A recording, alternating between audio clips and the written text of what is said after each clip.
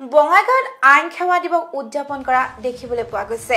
এই দিৱসৰ পালন কৰাৰ উদ্দেশ্য হৈছে দুখীয়া, দুৰ্বল, নিচলা, সংখ্যালঘু তথা বিভিন্ন শ্ৰেণীৰ অৱহেলিত লোকক আইনী সাহায্য প্ৰদান কৰা।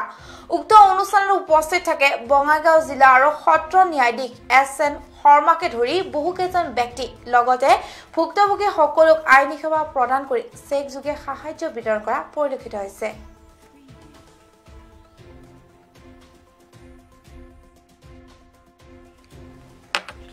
সোমবাৰে জিলা আইন সেৱা প্ৰাধিকৰণৰ উদ্যোগত বঙাইগাঁও জিলা আৰু সত্ৰ ন্যায়াধীশৰ কাৰ্যালয়ত উদযাপন কৰা হয় আইনী সেৱা দিৱস।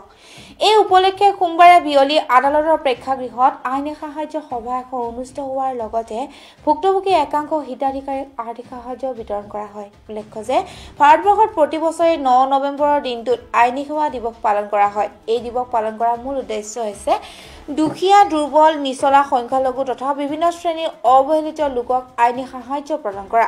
এইবেলিও আইন সেৱা প্ৰাধিকৰণ ঘৰুৱা অতিসাহায্য পীড়িত লোকৰ সমস্যাৰ ওপৰত আলোকপাত কৰিছে। বৰ্তমান সময়ছোৱাত ঘৰুৱা অতিসাহায্য পীড়িত লোকৰ সংখ্যা দ্ৰুতগতিত বৃদ্ধি পোৱাত আইন সেৱা প্ৰাধিকৰণে ইয়াৰ যথাৰ্থ কাৰণ আৰু দীৰ্ঘসূত্ৰী সমাধানৰ ব্যৱস্থা গ্ৰহণ কৰিছে। সেই অনুসৰি ভুক্তভোগী 13 গৰাকী হিতাধিকাৰীলৈ মুঠ 20 লাখ টকাৰ চেক যোগে সাহায্য প্ৰদান কৰা হয়। হত্যা আৰু ধৰ্ষণত ভুক্তভোগী 9টা পৰিয়াললৈ পৰিয়ালৰ প্ৰতি 5 লাখ টকাকৈ সাহায্য প্ৰদান কৰা হয়। বাকী ভুক্তভোগী হিতাধিকাৰীলৈ 4 লাখৰ পৰা 7 লাখ টকাকৈ সাহায্য প্ৰদান কৰা হয়। এই অনুষ্ঠানটোত বঙাইগাঁও জিলা আৰু সত্ৰ ন্যায়াধীশ SN শৰ্মা, মুখ্য ন্যায়িক দণ্ডাধীশ সুজাতা দত্ত, বঙাইগাঁও জিলা আৰক্ষী অধীক্ষক সুবোধ কুমাৰ সোণোৱাল, উত্তৰ শালমাৰা মহকুমাৰ আৰক্ষী বিষয়া হেমেন দাস উপস্থিত থাকি ভুক্তভোগীসকলক আইনী সেৱা প্ৰদান কৰি চেক যোগে সাহায্য বিতৰণ কৰে।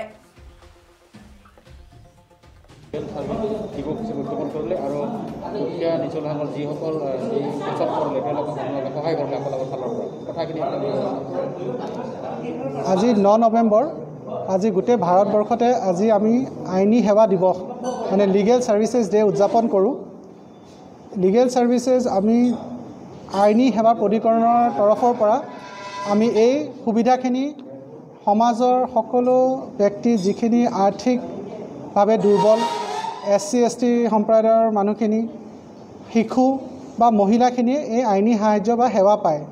আজি এই দিৱসৰ উদযাপন কৰাৰ লগতে আমি ভুক্তভোগী ক্ষতিপূৰণৰ যিখিনি হিতাধিকাৰী তেওঁলোককো আজি আমি তেওঁলোকক আৰ্থিক সাহায্য দিছোঁ। আজি প্ৰায় 20 লাখ টকা তেওঁলোকে আৰ্থিক সাহায্য পাইছে।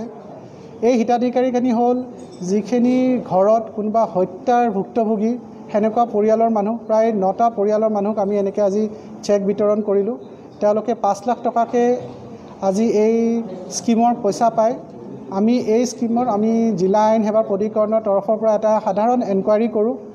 আৰক্ষীসকলে আমাক এই এনকুৱাৰীত সহায় কৰে আৰু তেওঁলোকক আমি তাৰপাছত যিখিনি পাবলগীয়া প্ৰাপ্ত মানুহখিনিক আমি তেওঁলোকক চেক হিচাপে আমি তেওঁলোকক পইচাখিনি দিওঁ। লগতে যিখিনি ঘৰুৱা হিংসিক ভুক্তভোগী থাকে বা ধৰ্ষণৰ ভুক্তভোগী বা সেনেকুৱা ভুক্তভোগী আজি তেওঁলোককো দিছোঁ। তেওঁলোকৰ হয়তো আমি নাম বা তেওঁলোকৰ ঠিকনা আমি জনাব নোৱাৰোঁ, সেইকাৰণে আমি তেওঁলোককো আমি এনেকৈ প্ৰায় তেওঁলোকেও 4 লাখৰ পৰা 7 লাখ টকালৈ তেওঁলোকক আমি চৰকাৰী আঁচনি হিচাপে আৰু উচ্চতম ন্যায়ালয়ৰ নিৰ্দেশ মৰ্মে আমি তেওঁলোককো আজি আমি বিতৰণ কৰিছোঁ।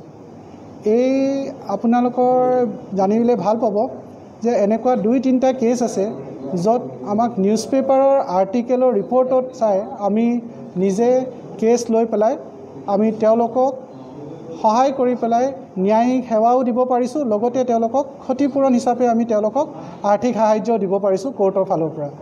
চ' আজি আমাৰ যোনটো থিম থাকে যে লিগেল ছাৰ্ভিচেছ ডে বা আইনী সেৱা দিৱসত আজি মিডিয়া হওক, সাধাৰণ ৰাইজ হওক বা আমি চৰকাৰী কৰ্মচাৰী চবৰে এটা গুৰুত্ব, এটা দায়িত্ব আছে। সেই দায়িত্বটো পালন কৰিলে আমি এটলিষ্ট দুৰ্বল মানুহখিনিক আমি সহায় কৰিব পাৰিম আৰু তেওঁলোকে প্ৰাপ্য যিখিনি এটলিষ্ট কিবা এজন ভুক্তভোগী তেওঁ জীৱনত আগবাঢ়িবলৈ যিখিনি সহায় পাব পাৰে তেওঁলোকে সেই সহায়খিনি পাব। ধন্যবাদ। বহুতো ভুক্তভোগী আছে, দুখীয়া নিচলা, কোৰ্ট কাছাৰী বুলি ক'লে ভয় খায়। আইনী সাহায্য হিচাপে যিহেতু এটা আইন বা স্কিম আছে বহুতেই নাজানে। এই খবৰটোৰ সৈতে ষ্টুডিঅ'ৰ পৰা বিদায় লৈছোঁ। চাই থাকিব প্ৰতিটো মুহূৰ্তৰ খবৰ বাবে PI নিউজ। ধন্যবাদ।